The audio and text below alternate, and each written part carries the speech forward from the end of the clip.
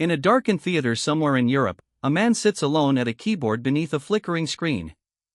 The images above him are nearly a century old, silent and strange, moving in that unsettling rhythm that belongs only to films made before sound existed. The man does not look up at the audience. His hands move across the keys, pulling sound from machines and samplers, letting the music rise and fall with the ghosts on the screen. There is no band behind him. No spotlight follows him. No voice announces his name to a crowd that once knew it by heart. This is Steven Severin, and for anyone who remembers Siouxsie and the Banshees, the scene makes no sense at all. Where is the bass guitar that helped define post-punk? Where is the band that filled arenas and rewrote the rules of gothic rock? Where is the woman whose voice once stood in front of him, the partnership that lasted nearly 2 decades and changed alternative music forever? The answer to those questions is not what most people expect, because what really happened to Steven Severin is not a story of failure, scandal, or disappearance. It is something quieter and far more deliberate. It is the story of a man who walked away from everything the world recognized him for and spent the next 30 years building a creative life almost no one was watching. To understand how that happened, you have to go back to a moment in 1976 when a young man who barely knew how to play music stood on a stage at the 100 Club in London and helped invent a sound that would outlast nearly everyone in the room. Steven Severin did not start as a musician. He started as Stephen John Bailey, a teenager from Bromley who spent more time in bookshops and cinemas than he ever did learning scales or studying theory. The music came later, almost by accident, and by the time it arrived, it was already too late to do it the conventional way. So he and a young woman named Susan Balayan, who would soon call herself Siouxsie Sue, did the only thing they could. They made it up as they went along. What followed was not just a band. It was nearly 20 years of creation, collapse, reinvention, and control. Siouxsie and the Banshees became one of the most influential groups to emerge from the wreckage of punk, and Steven Severin was there for all of it, writing, arranging, producing, and holding the structure together even when the lineup fell apart around him. But when it ended in 1996, he did not try to recreate it. He did something no one expected. He disappeared. Steven Severin was born Stephen John Bailey on September 25, 1955, in Highgate, London, and grew up in a world that never quite held his attention. His family moved to Bromley when he was 11, and from that point forward, the boy who would later help shape Gothic rock spent most of his time trying to escape the ordinary. There was no trauma to explain it, no broken home or childhood crisis that forced him inward. Severin himself described it differently. He said he simply preferred the worlds he found in books and films to the one unfolding around him. William S. Burroughs and Jean Genet gave him outsiders to admire. German experimental bands like Can showed him that bass guitars did not have to follow rules. Captain Beefheart taught him that music could be ugly, difficult, and still completely magnetic. And cinema gave him a language that would matter more than anyone realized at the time. When he was 14 or 15, Steven saw the cover of Pink Floyd's album More and learned something that would stay with him for the rest of his life. Bands could write music for films. It was a simple idea, barely a thought, but it planted itself in his mind and waited. By the early 1970s, glam rock had turned British music into theater. David Bowie and Roxy Music were not just writing songs. They were building entire worlds out of sound, image, and identity. Stephen Bailey paid attention. He also met Susan Balayan, the girl who would become Siouxsie Sue, and the two recognized something in each other that neither could find anywhere else. They were not musicians yet. They were not even sure what they wanted to become. But they knew the world they were living in was not enough, and they knew they wanted to be part of whatever was about to replace it. That moment came in 1976 when punk exploded across London and destroyed nearly every assumption about what rock music was supposed to be. Stephen and Susan became part of the Bromley contingent, a group of young people who followed the Sex Pistols and dressed like they were already living in a future no one else had seen yet. They were fans, but they were also waiting for their chance to stop watching and start creating. That chance came at the 100 Club Punk Special in September 1976. Siouxsie sang. Stephen picked up a bass guitar. Sid Vicious sat behind a drum kit, and Marco Perrone played guitar. None of them knew what they were doing. The performance was chaotic, amateurish, and unforgettable. It was also the birth of Siouxsie and the Banshees, even though no one in that room could have known the name would still matter 50 years later.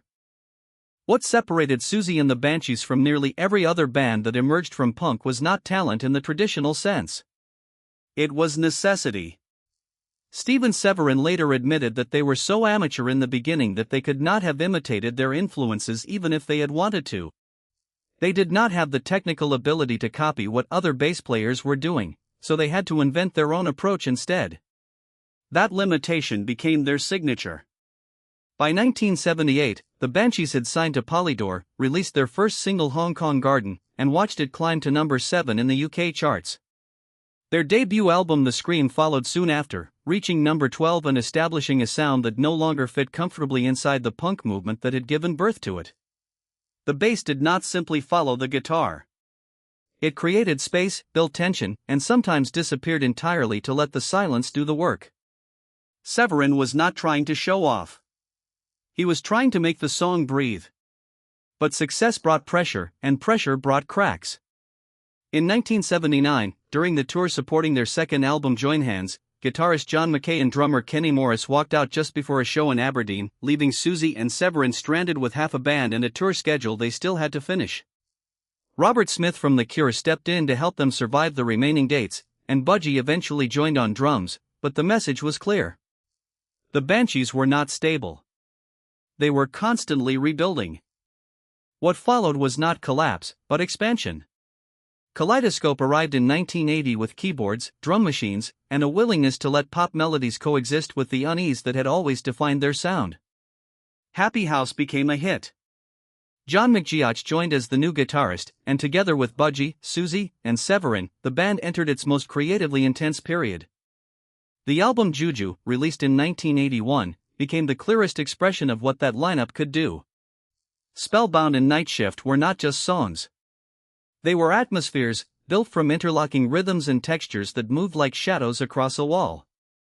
Juju reached number 7 in the UK, but more importantly, it became one of the defining recordings of gothic rock, even though Severin himself resisted the label.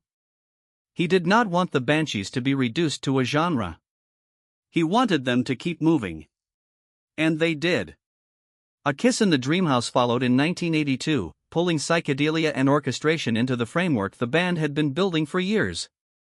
But John McGeoch's struggles with alcohol were becoming impossible to ignore, and by the end of that album, he too was gone.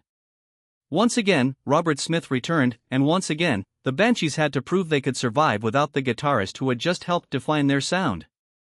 Robert Smith's return brought more than just a temporary solution to the Banshees' lineup problems. It brought a creative partnership that extended beyond the band itself. In 1983, Steven Severin and Robert Smith formed The Glove, a side project that allowed both of them to explore ideas that did not fit easily into either the Banshees or The Cure. Severin came up with the name, the album title Blue Sunshine, and the visual concept. He played bass and keyboards and co-wrote the songs, while Jeanette Landry handled most of the vocals because Robert Smith's commitments to The Cure made it impossible for him to be the frontman. The Glove did not last long, but it mattered to Severin for a different reason. For the first time, he had space to work with synthesizers, textures, and instrumental passages without having to fit them into the expectations of a rock band. The project ended when Smith's schedule became impossible to manage, but the door it opened never fully closed. Back in the Banshees, Smith played guitar on the 1983 cover of Dear Prudence, which became the band's highest-charting single at number 3. He also appeared throughout the 1984 album Hyena before finally leaving to focus entirely on The Cure. John Carruthers took over on guitar, and the Banshees continued forward with Tinderbox in 1986 and the cover album Through the Looking Glass in 1987. They were still successful. They were still touring. But something beneath the surface had begun to shift. In 1987, Severin gave an interview in which he compared the Banshees to a Frankenstein monster, something that had grown so large it sometimes slipped beyond the control of the people who created it. He also said the band was not just a job. It was a calling in life. Those two statements existed side by side, and the tension between them was real.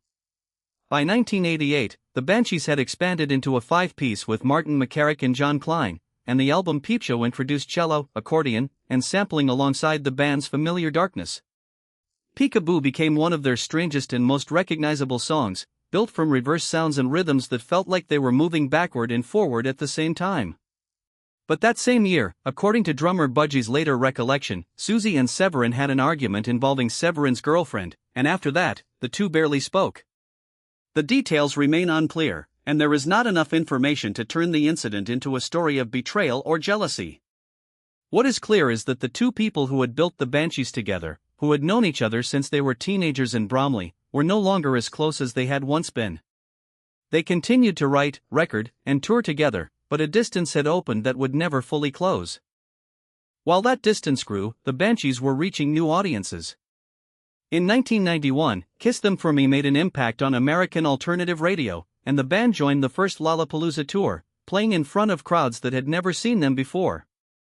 In 1992, they contributed Face to Face to the Batman Returns soundtrack, placing their music in one of the biggest films of the year. From the outside, the Banshees looked like they were thriving. From the inside, the structure was tired.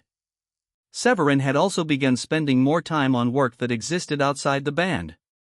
Between 1993 and 1994, he composed music for a Brazilian theater production based on Lautréamont's Les Chants de Maldoror, music that would later become the album Maldoror.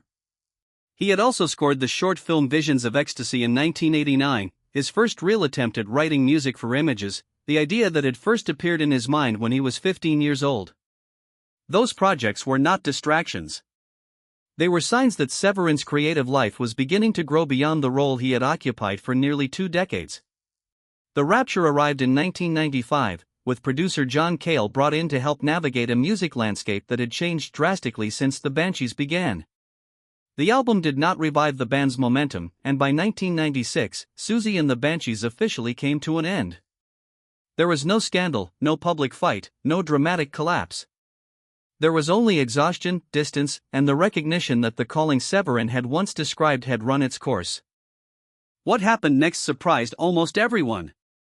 Severin did not form a new band. He did not try to rebuild the Banshees under a different name. Instead, he founded the RE label, released ambient and electronic albums, published a book of erotic prose called The 12 Revelations, and composed scores for independent films. In 2002, he and Siouxsie reunited for the 7-year tour, playing the old catalog one more time before returning to separate lives. From 2008 onward, Severin focused on music for silence, performing live scores to silent films like Vampire, The Seashell and The Clergyman, and Blood of a Poet. He moved to Edinburgh, far from London, and continued working on soundtracks, archival releases, and projects that appeared on schedules he controlled. In 2024 and 2025, he released new material from decades of accumulated work, with more planned into 2027. At 70 years old, Steven Severin is still composing, still performing, and still following the thread that began long before anyone knew his name. What really happened to Steven Severin is this. He became exactly what he always was, just without the audience that once watched him do it.